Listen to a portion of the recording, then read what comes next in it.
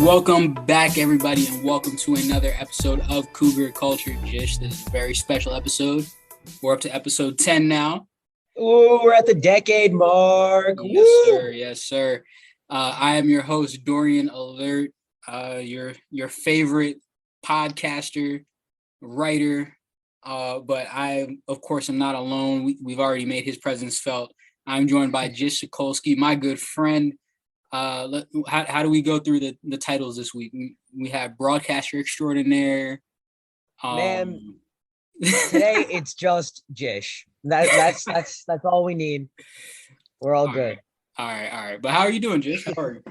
Man, I'm not gonna lie to you. We're on spring break right now. I'm still just as stressed out. I haven't been on the mic recently. I've got rehearsal ramping up for the show I'm in. I'm in a production of Legally Blonde at my high school. Nice. So, definitely been a very busy month so far, and it's only going to get busier as the show approaches closer. Hey, man, good luck. Good luck. Of course, we love to hear you doing some great things. It's unfortunate that you're having some mic withdrawals a little bit, but hopefully we'll hear you back on. I'm itching to get back on, man. Hey, I'm excited to hear you back on the mic, and we have a lot of great sports happening throughout the rest of this semester. But we have a jam-packed show. We have a great interview with Coach BJ Johnson from Women's Lacrosse. We're going to be previewing the season with her, and we also talked to a Benish Athletics Hall of Famer, Rich Cheifitz, who played men's lacrosse. So those are some exciting interviews that we have. But we're going to kick it off with After the Whistle. So unfortunately, Jish, we talked about it a little bit. We didn't know when the women's basketball season would end. Unfortunately, it did finally come to an end in the ECAC tournament. Women's basketball lost to Carnegie Mellon University. Not how they would have expected, but of course they had an amazing season. Coach King, Shannon, Sarah, Kayla, congratulations to all of you. Congratulations to the women's basketball team on having an amazing season. They gave it their all. Yeah, I mean, they can only go up from here. I know they were NJAC regular season champions, but next year they have the NJAC for them to win. It's hard to drive 8 hours to play Carnegie Mellon.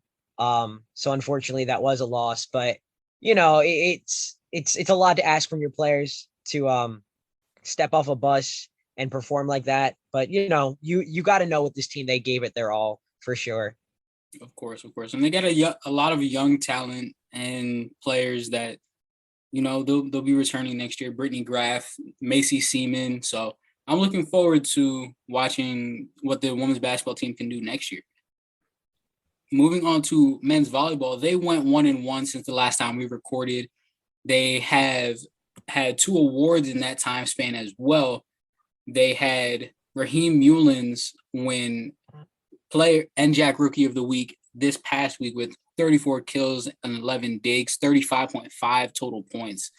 He's been on a tear this year. And Quincy Roy also won Rookie of the Week for the week of March 1st. So congratulations to them. 19 kills and 12 digs in 7 sets. Yeah, I mean, Mullins and Roy for this men's volleyball team have been a very, very exciting pair of rookies. A lot of holes to fill on this roster, big shoes to fill, and they're really stepping up to the challenge. They're both very, very strong contributors. Hey, we've seen a lot of rookies step up this year in every single sport. So it's been exciting to watch. Zach Knoll also joined the CVC Corner podcast this week and joined them. He talked a little bit about his future medical career and gave a little update on the men's volleyball season. So here's a little clip from that podcast. My sophomore year of high school, when I was playing club back home in Pennsylvania, I finally came for a tour, I think my junior year, and he showed me what we have is the STEM program. So it's basically our like science honors college. And as someone who's looking to pursue a career in medicine, that obviously intrigued me. So as soon as I stepped foot on campus here at Kean, the facilities we have are just gorgeous. And all the on the academic side, the labs over there at STEM and on our main campus are just beautiful. So everything with the volleyball and everything I want to do academically was just perfect fit for me. Since the last time we recorded as well, baseball has gone 5-4. They've picked up several victories along the way, including a few victories in the Ripken Experience tournament. They are currently on the road, a little tournament. They picked up wins against Penn State Berks, Hanover College, and they have also had several losses during the tournament, but they're on their way back home, and they will be playing soon in Jim Hines Field. I'm looking forward to what they'll be doing coming off this road trip. Yeah, I mean, it's a long tournament for both the baseball and softball teams. They've been away from home for a while, so we can't wait to get to see them back home as well. And hopefully, 5-4 is definitely worse than 7-0, I believe they started, but definitely, if we know this team, they're very strong, they're very deep, they'll bounce back. As for the softball team, you love to see a very strong start for them. That's exactly what they were predicted to do, and that's exactly what I predict they'll continue doing as the season goes on. Absolutely, 8-2 to start off the season. Oh man, and they've also had several players of the week and rookies of the week, starting off with Jen Majorzak, a senior catcher. She earned the first NJAC Player of the Week. She hit 700, which is impressive to say the least. Exactly, 7 for 10. She had a double, a home run, 2 stolen bases, 8 RBIs, and 3 runs scored. That's video game numbers. Those are video game numbers. And in that same week, Annabella Marino also won Pitcher of the Week. Congratulations to both of them. And moving on to this past week, Jen Majorzak again had another very successful week, batted 53.8%, 7 for 13. She had 5 RBIs, 4 runs, 2 doubles, and a triple. And again, we had another Pitcher of the Week. This time, Heather Clevenger won Pitcher of the Week. So we have a lot of talent, and we even had a Rookie of the Week in Lauren Polk. So really good start to the season.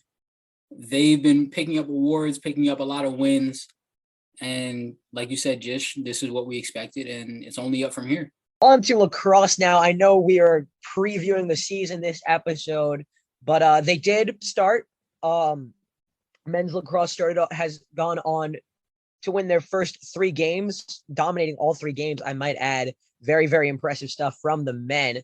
They are led by CSAC Defensive Player of the Week, Nick Maffa, the face-off specialist, won 19 face-offs alone against FDU Florham. He has 34 so far this season in total, 19 coming in the season opener, while he also scooped up 12 ground balls in that game. Only lost 3 of those face-offs, but he's not the only Kean Cougar who got some recognition. On the honor roll for the CSAC was Anthony Porter. And as for the women, they've gotten off to a less strong start, 1-2. They've played some really strong opponents for their first 2 games, found their footing in this past game, their first win of the season, which came over Randolph Macomb College, a 16-10 win over them. So, playing a ranked team early on is very tough, but we saw the same thing with our women's basketball team too. If you remember, we played some very tough competition early on, and from there it made NJAC play so much easier. Absolutely. 1-2 is not the start that you want, but again, it's only up from here. And Coach BJ Johnson is an excellent coach. She's made the NJAC tournament 3 times out of her 5 years here. Again, I have no doubt that it's just a start. They have a whole month and a half left. So, also in other Kean sports related news, The women's volleyball team is holding a fundraiser. They are selling t-shirts, trying to play in Chicago this coming season. So if you want to support your women's volleyball team, be sure to reach out to a member of the women's volleyball team to buy yourself a t-shirt. They look really cool. Dorian was just showing me the design earlier. I would definitely recommend you buy one.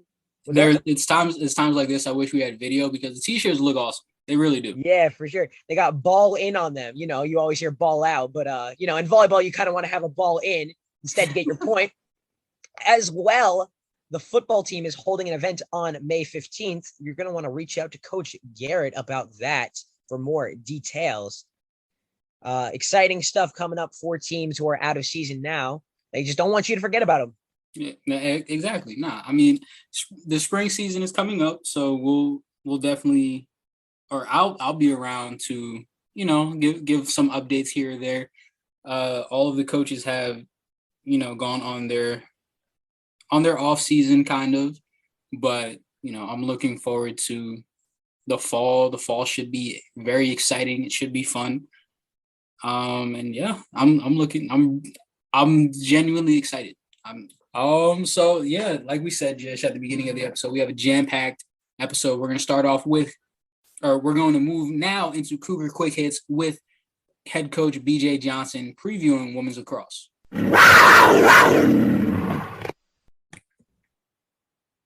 Our next guest is entering her 5th season with the Kean University women's lacrosse team. I am pleased to introduce Coach BJ Johnson. How are you, Coach? I'm awesome. How are you, Dorian? I'm doing well. So I just want to hop right into the questions. And like I said, this is your 5th season overall coaching for the women's lacrosse team, and you've had a really successful tenure here. You went into the NJAC tournament three out of your 5 years so far in 2018, 2019, and 2021. What has that, process kind of been like? When I got here, I stepped into a really good run program. The coach that was here before me set me really up for success. And so it's been really easy to kind of continue that. The kids that I have on this squad, in the last 5 years have all been super dedicated and super hardworking. And, it's been, easy to coach them. And I think that, this year's team is not unique, but I think that they're ready to go and really focused. And after 2 COVID, impacted seasons, we're really ready to have a quote unquote normal, good competitive season this year. I'm glad you kind of mentioned those, because that's where I was going to go next. In 2020, the season was cut short. Obviously, you went 3-1 during that time due to COVID. And then 2021, we came back just like all of Kean sports, but the schedule was shortened. What's it like kind of coming back now? And essentially you have a new roster and a new set of rules that you have to follow. Refreshing, I would say, is the word that comes to mind immediately. After the last 2 seasons, I think whether you're a coach or part of your family or personal life, I think COVID really showed us who we are and where our holes are. And so I think that has helped me, look at our team and our program as a whole and see what we need to do better. This year, it's been nice. We just got back from a 5-day road trip to Virginia Beach for spring break. And it was really nice to be together. It was really nice to be away. It was, definitely special times, and we made a lot of really great memories. And I think those are the things that we've been missing over the last 2 seasons. So especially coming off of a trip, and being back, much more in a normal state, the stress is a lot less. We're able more to focus on, playing lacrosse rather than are you wearing your mask? And so that's been, really nice. And, not that we don't have a lot of hurdles to overcome, but those are a couple ones that are a little lower this year than previous 2 seasons. Sure. And like you said, you came back from that road trip. You did come away with a win, which is great. You're starting off the season 1-2 so far, but what are you kind of looking forward to for the rest of this season in terms of players and growth? The first 3 games were definitely a challenge. The first 2, Stevens Tech and Christopher Newport, are both really good teams. I don't think we played our best in those 2 games, but we also were against some really good opponents. Christopher Newport is ranked 23rd in the country right now. So going into Randolph-Macon, we were very, excited, and it was a really evenly matched, and it was a battle. There was rain and some interesting calls, and so we just had to battle. So it was a really good win. So after that, I think, we're just looking at really getting better every day, and we're focused one day at a time. We have a couple days until our next game next week. I'm excited about what we have to offer. We're playing a little bit different of a lineup, and we're getting more kids on the field. So it's kind of nice to see new and fresh faces. We're running a lot more. A lot of kids are getting more opportunities. So it's great to have some, returners, but also some new faces out there. We have 3 fifth-year seniors, which have been in the program obviously for 5 years, which has been awesome. And then we have 6 seniors. So we have a lot of older kids that have really are stepping up, but we also have some young kids and some fresh faces too. Before I get to a couple of those people that you named, you do have on the schedule, you do have a good amount of home games coming up. Those being Farmingdale State College, Marywood University, Eastern University coming up this upcoming week. What is it like being able to play those games at home rather than being on the road? Well, one, we all get to sleep in our own beds, which is wonderful. Playing, in this stadium is just awesome. Obviously, it's our home. That's where we practice, but, it's great. We have our fans, we have our parents. Like, it was hard being away and not having, our support people with us. So it'll be really nice to be at home and have, the Kean students and the Kean student athletes supporting us and our friends and family. So now we are going to transition into some of those players that you mentioned. One of them being that we spoke to before is Katie Pileggi. She is an awesome athlete overall, but a couple of those other seniors are like Emily Brett Schneider, Dana Meehan. Can you talk to us a little bit about what the seniors and the 5th years bring to your squad in terms of presence? And then can you tell us any newcomers that we should look out for? Yeah, it's really nice having a senior team. One, I think the biggest thing is we just know each other. I can say to KP, let's do this or that, and she understands me. We're in the same, she understands me, I understand her. It's the same with all the other seniors. This year, again, we're changing some new things, and it's great. And we're able to do that because we have older kids that can sort of pick it up a little bit faster, and we have a good knowledge base and relationship base. So we get along, we know each other, and we can. I know what they can handle, and I know what they, what their strengths and their weaknesses are. So hopefully that we can put them in the best possible situation to be successful. So some of our new faces, Jen Koval, who's has been a major part of our defense for the first 3 games, and every game she keeps getting better. I was saying to our assistant during our Randolph-Macon game, she made a play, and I was like, that girl, like she's got big things coming. She's just a straight, solid, good defender, and she has not played like a freshman at all. And then in the Christopher Newport game, Grace has been started taking the draw for us, and she's a freshman as well. And she pretty much single-handedly changed the trajectory of that game. The first quarter did not go so well for us, but the second, third, and fourth quarter, we kind of got ourselves back, playing the way that we wanted to play. And Grace was a huge part of that because we could gain possession on the draw control. So she took every draw control against Randolph-Macon. She had 4, on her own, but, we won the draw control battle, which is, huge. And that's why we were able to come back. So those are 2 freshmen that are really, standing out right now. But, they have great futures in front of them. Before I let you go, we had spoken previously, I believe in December actually, about some of the rule changes. And this is, for me, my first time really being able to watch lacrosse. So can you explain to me, as well as some of the other listeners, some of the rule changes that we're going to see this year? One of the rule changes is so our draw control is like our tip off of basketball. It's how we start each quarter. It's how we start the game. And in previous years, there has been a lot of, it's hard when you put two sticks together and they're not matching. Sometimes the ball doesn't go up all the way or something happens and we have to reset the draw. Well, that takes time away from play. That takes time, just taking too much time. So now if there's a draw control that no one fouled, no one did anything wrong, it was just a bad draw, they are going to be calling it, we call it alternate possession, but it's the same as a jump ball for basketball. So if that goes up and, it's just not right and no one did anything wrong, they'll call alternate possession. It'll go to whoever team the arrow is on and we'll play from there. That has happened. It might happen once a game.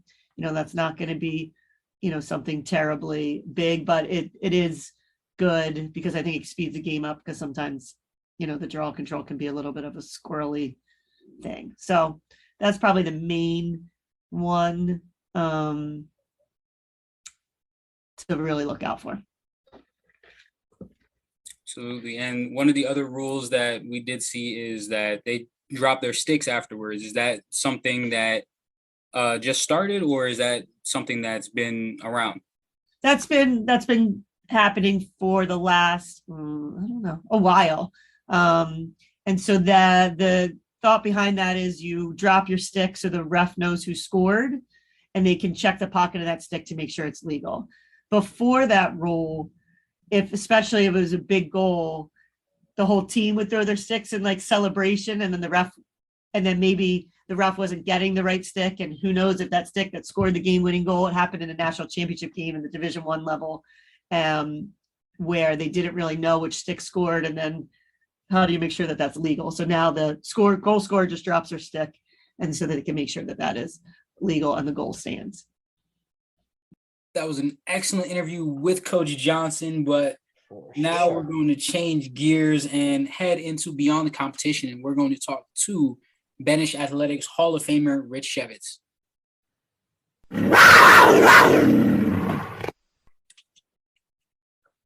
Our next guest is another member of the Benish Athletics Hall of Fame. He was inducted this past October. I am pleased to introduce Rich Cheifitz. How are you? I'm good, Dorian. Yeah, thanks for having me. Of course. We're going to jump right into the questions. And something that we really would want to know is, what was it like walking into your first workout and or practice as a freshman? Well, I don't really have a fond memory of my freshman year. It was very nerve-wracking. You try to make a name for yourself to start off. But very fond moments it's a total grind. You're getting in there with a team you don't really know, guys you just met as far as in your freshman class, and you're trying to prove yourself. So, but there was a strong bond, a strong connection with at least my freshman class, and the upperclassmen, brought you in, made you feel at home, part of the team right away. So I do remember coming in and starting those 6 a.m. workouts, and that was a total, and it was interesting. You're working, you're trying to prove yourself, and even those 6 a.m. morning workouts, and it's something that, I didn't do that in high school. Training before 6 a.m., before the sun's coming up, being outside in the cold, either season, even just as the season's starting, after intermission with school. But the first thing that comes to mind, I would say, is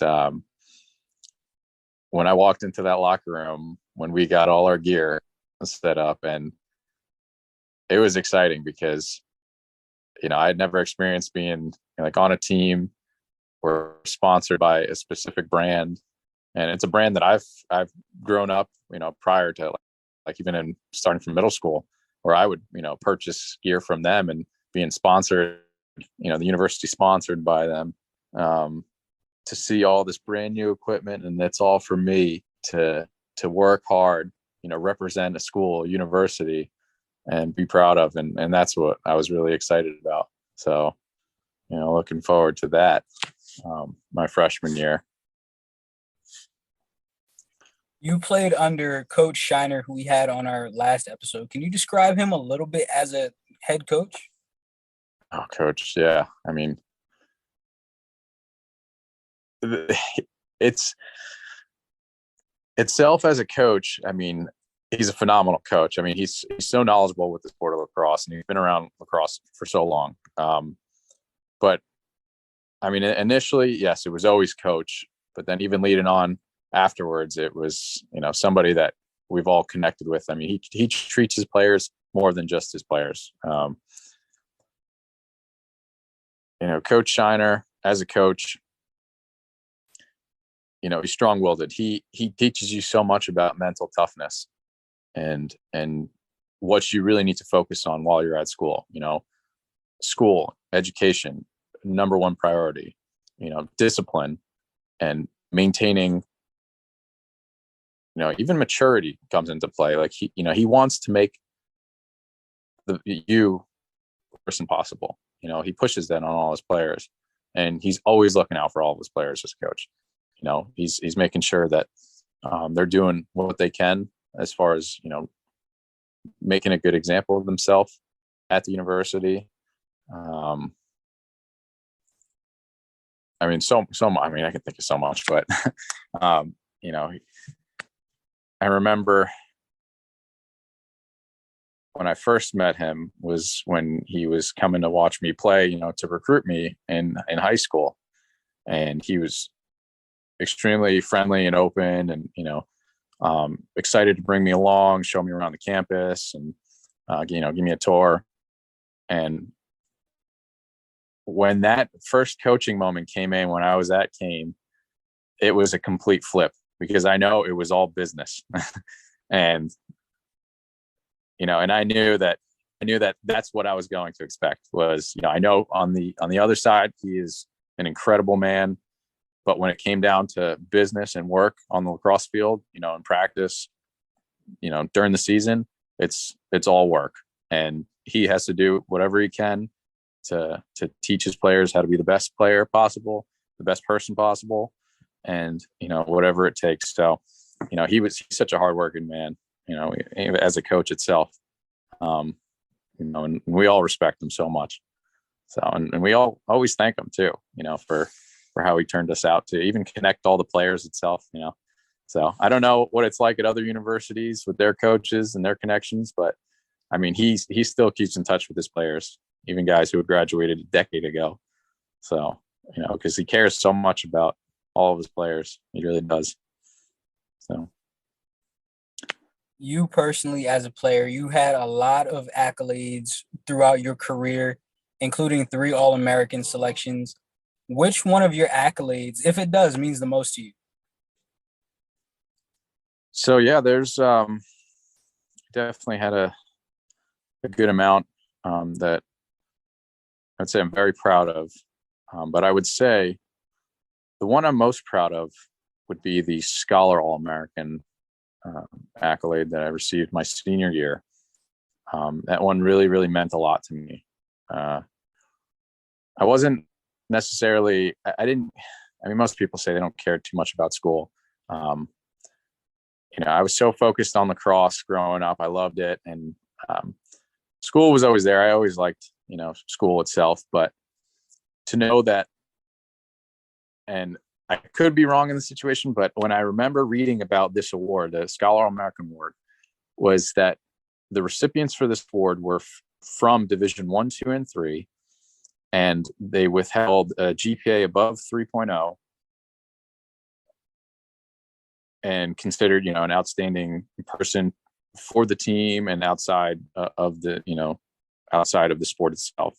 And it was only 60 players that received that award, and that one was special to me. And I know a lot of people don't get that one. I'm not trying to brag or trying to at least stay as humble as possible, but that one I'm most proud of, I would say. So that was a huge one, and yeah, I like to hang that one up in my office. That was that one's definitely the most proud of. So. Another accolade that you did have, you like I opened the interview is you were inducted into the Benish Athletics Hall of Fame this past October. What did that mean to you, especially that you were inducted with a lot of people who were your peers at the time, including Marissa Robinson and Kevin Herget? Yeah, I was shocked when I got the call.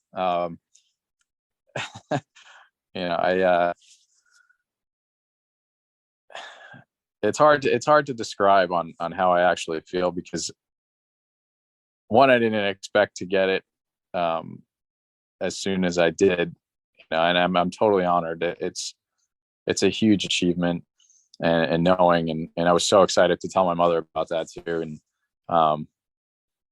hearing back from Kean and that I was inducted into it. There's a lot of people, that from the previous years who I always, as soon as I heard that, I thought about everybody who had been part of my lacrosse career, and just that last achievement, I guess, from my lacrosse career. It just, all the memories ran through my head of, how I started playing the sport, all the coaches that have been through my entire career, the players itself, the teams I've been on, the amount of hours I spent, practicing. It really all came down to that, and that Hall of Fame award, all that time I spent, coming to receive that award. It was a total honor, and it showed that all the work, you put in the end, it proved itself. And but it wasn't all about the work. I wasn't really doing it for any of the accolades. Lacrosse was just something I always enjoyed doing, and playing the sport, the connection with my friends, and the camaraderie we had with all the teams that I've been on. It was about playing itself, and the recognition came along with it. I just loved playing the sport so much, and if I always say, if I can go back and play a couple more years with the guys that I graduated with, or even the guys from a few years back too, I wish I could go and time travel back to those days. But that time has passed. But I'm glad to have come to Kean, because I still keep in touch with all of those guys, and they all gave me a call too when they found out. Coach Shiner was just so proud, and he couldn't wait to tell me. It's funny because he said he knew about it. I hope I'm not exposing him on this. He knew about it, but he wanted to tell me because he was so proud and so excited and happy for me. He kept it together and held on to it until Kim called and she, broke the news. And I really was in shock. I was like, I couldn't believe it for a second. I was confused. I was like, wait, what? Hall of Fame for me? So Thought you were getting punked. Yeah, I wasn't sure what, it was funny. So, but yeah. And then I called him and I was like, well, is this true? And he knew right away what I was talking about. So, yeah, it was a huge meeting, and he explained a lot to how great of an achievement and an induction for this was. And still thinking about it, even like you mentioned, the other folks, Kevin, Courtney, and Marissa, who were inducted with me, even the baseball team. I wasn't around when they won the national championship, but when I was coming in, getting recruited, they did mention about the team. The 2007 baseball team won the national championship, and that was a huge accomplishment, and that was exciting too. I was like, oh wow, that's awesome. Like, I hope they come through again. And then and I liked, I was friends with a few of the other players from, baseball, basketball, taking classes with them and chatting with them at the gym. And I always liked hearing their side of athletics and how they're doing it. So, I always wish that I did bond with some of the other teammates or the other teams as well, getting a little closer with them. But I mean, there's always, we know of each other, and, there's always respect with each other. So, and like I said, congratulations to those individuals. And it's such a great honor, and even for them to, for me to join them in that class. They're such great athletes and just such kind people too. So. Absolutely. My last question is kind of a two-parter.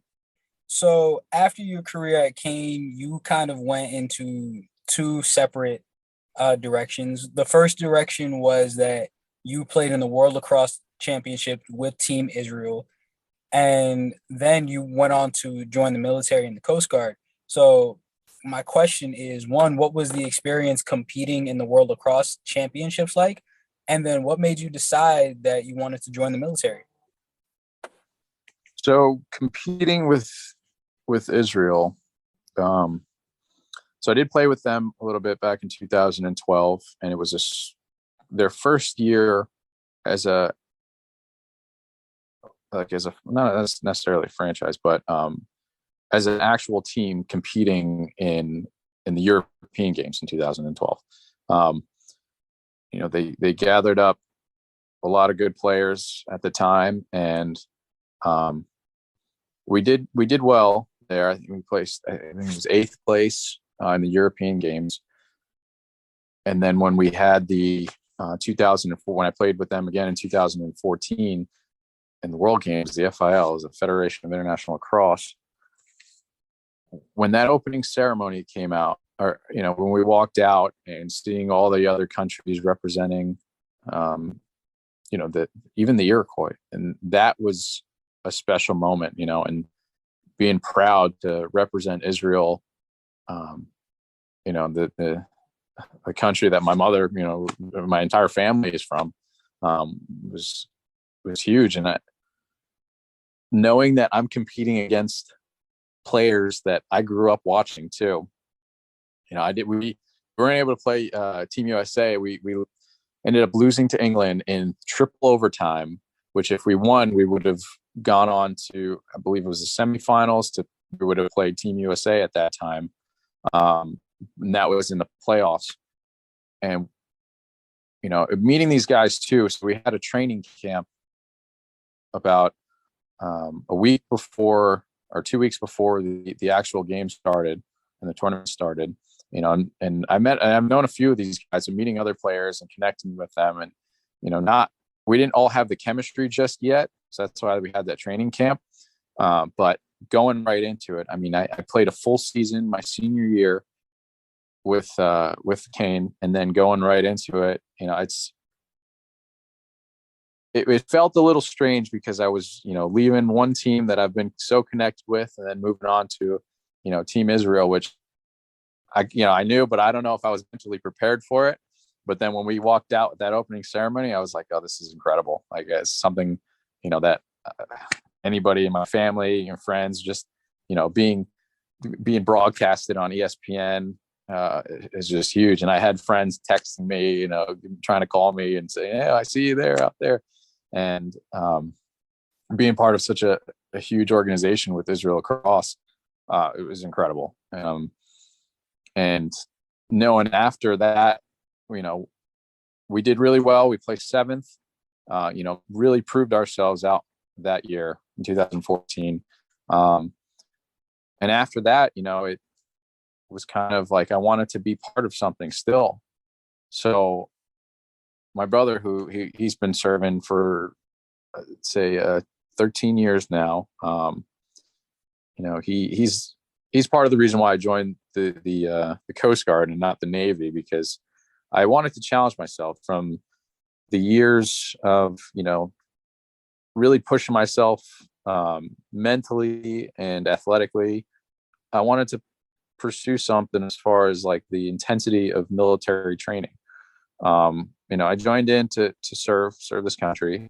I did have thoughts of actually joining and serving for the Israeli army, or even, the IDF, Israeli Defense Force.